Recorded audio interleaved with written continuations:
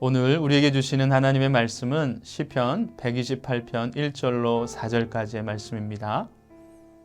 여호와를 경외하며 그의 길을 걷는 자마다 복이 있도다. 뇌가 뇌의 손이 수고한 대로 먹을 것이라. 뇌가 복되고 형통하리로다. 뇌집 안방에 있는 뇌 안에는 결실한 포도나무 같으며 뇌 식탁에 둘러앉은 자식들은 어린 감람나무 같으리로다. 여호와를 경외하는 자는 이같이 복을 얻으리로다. 아멘. 오늘부터 말씀을 통해서 우리 가정에 대한 책임을 살펴보도록 하겠습니다. 오늘 말씀은 여호와를 경외하며 그의 길을 걷는 자마다 복이 있다고 말씀합니다. 여호와의 길을 걷는 사람과 자신의 길을 걷는 사람의 가장 큰 차이는 경외에 있을 것입니다. 경외는 하나님이 우리 삶에 오실 때 우리가 두렵고 떨리는 마음으로 우리 자신을 돌아보면서 하나님의 거룩하심을 따라가는 것을 말합니다. 하나님을 경외하며 복된 길로 행하는 자에게 하나님은 형통함의 복을 내리시는 것이죠.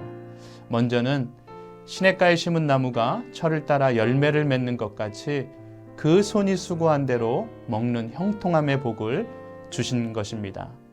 뇌가 뇌 손이 수고한 대로 먹을 것이라. 뇌가 복되고 형통하리로다. 우리가 수고한 대로 먹을 것이라는 말은 하나님이 우리 수고를 인정해 주신다는 것을 의미하죠. 하나님이 인정해 주셔서 우리 수고가 하나도 땅에 떨어지지 않고 열매를 맺는 것입니다. 조금 일을 하고 큰 결실을 얻는다거나 일하지 않고도 수입이 생기는 것이 아닌데 수고한 만큼 얻는 것이 그렇게 큰 복으로 여겨지지 않을 것입니다. 그러나 사람이 헛된 수고를 하지 않고 일한 만큼 수확할 수 있는 것이야말로 하나님의 복인 것이죠.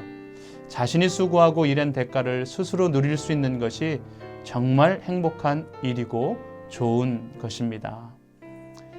시몬 베드로도 주님을 만나기 전에 평범한 어부로 밤이 맞도록 수고하였다고 성경은 말합니다. 그러나 그의 인생은 빈그물 인생이었죠. 그러나 주님께 순종하였을 때 어부로 사는 동안 인생 고기를 잡았을 뿐만 아니라 동료들의 배에도 고기를 가득 나눌 수 있는 복된 인생을 경험합니다.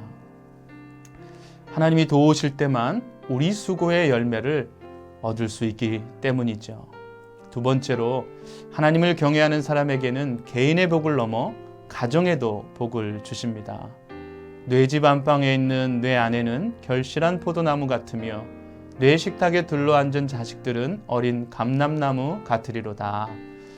이스라엘에게 있어서 포도나무나 무화과나무, 감람나무는 평화와 안식을 상징합니다. 특별히 포도나무와 감람나무는 이스라엘에게 가장 요긴한 유실수라는 점에서 풍요를 상징하기도 합니다.